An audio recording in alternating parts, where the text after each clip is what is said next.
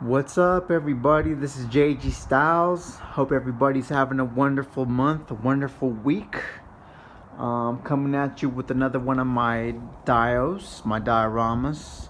As you can see from the setting, I am not in my typical my atmosphere where I've been shooting my episodes videos. So I am outside where the weather is nice, and this is just where this diorama was at. I have my dioramas at two locations just because of the room issue. So this one's at my parents' house, and I decided to come over here and shoot this episode here over here. But I just figured let's bring it outside and do it outside and doing with the natural elements. So alright, let's jump into this one. I don't have the stats offhand, but I will address it later on in this video or on some titles. So but yeah, this is if you haven't noticed by now, this is a mountain slash cabin diorama, and it takes place in the mountains somewhere. So this is one of my first dioramas that I've ever made. I think it's about the second or third one. The things I want to point out on this one is this is the first diorama that I did where I used 3 walls. So I got the floor and the 3 walls, opposed to only having 2 walls and a floor. This one is not totally complete. I wanted to do something with the windows as far as putting a clear surface there to represent the window. And also I wanted to put something here at the fireplace to represent fire and rock and rubble and whatnot. But yeah, this is the first time doing 3 walls. This is, I think, my third or fourth diorama. So there is a lesson learned from this diorama, and I'll bring it up. If you haven't noticed by now, there is something terribly wrong with this diorama. But you know, I just decided to go with it anyways. It was a honest mistake on my part, and I will never do it again. So let's just take my desk out here. These are not the props for this one. I didn't have the props for this diorama at this location, but I decided to put a desk and a chair in here just to give it some life, just to give it some spirit. So okay, so let's bring this up real quick. Let's just talk about it a little bit. So we got stone for the bottom half of the wall, and then we got just regular paint for the top half of the wall, and then we got plywood for that face of the wall with the window and a door. Now, as I stated before, most of my doors are not cutouts. They're simply sculpted and scored into the wood, or the foam, sorry. And yeah, I add texture to it, and that's where you get the door. So that one does not come out. Got more plywood, and then I got a fireplace.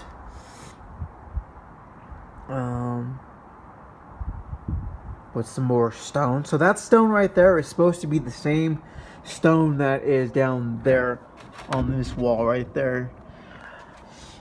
And as you can see right now, I don't got the tripod on me, but and I'm shaking a little bit. It's quite freezing out here. Alright, I think what we're going to do with this one, we're going to take the rest of this episode inside the house and finish the episode in there. But yeah, hope you enjoy the rest of this episode. Thank you. Alright, everybody. Okay, so we're inside. getting a little bit nipply outside. Okay, so as I was stating before, where was I? Okay, so I think I was on the fireplace. So yeah, this stone right here is supposed to be the same stone that is on this wall right here. I think it's called limestone or what have you, but excuse me, I'm just taking some of my props out of here. And then you know, like I was saying, I wanna put some more detail here to give the effect of a fire, and then you know, put some plastic placers here to give the window effect. Got our plywood floors and whatnot. All right, so I was saying in the first segment of the video that I made a technical mistake when I was doing this diorama, and it ended up costing the look and the appearance of the diorama. And if you haven't guessed it by now, I'll go ahead and tell you. So you notice the floors, how the foam has been eaten up, you know, so there's many locations on this floor that, you know, the foam has just been eaten up and essentially melted and, you know, dissolved. Same thing over here in this wall right here, you know, a couple little places here and there. So basically, what I was doing is I was spraying, and I don't know what the exact material I was using, but I was spraying some adhesive, some spray paint adhesive, you know, the stuff you use to protect the foam board so the paint doesn't chip and you know, kind of hold together. It was a spray, you know, came from a spray can, and I was too close when I was spraying it, and you know, I must have been. And so what happened was, you know, over time, you know, over, you know, a few minutes, you know, really 15-20 minutes, it started to modify and change the foam board in a way where it just looked really crappy looking. So I'll never do that again. You know, I've done it a couple other times, but you know, I've been careful.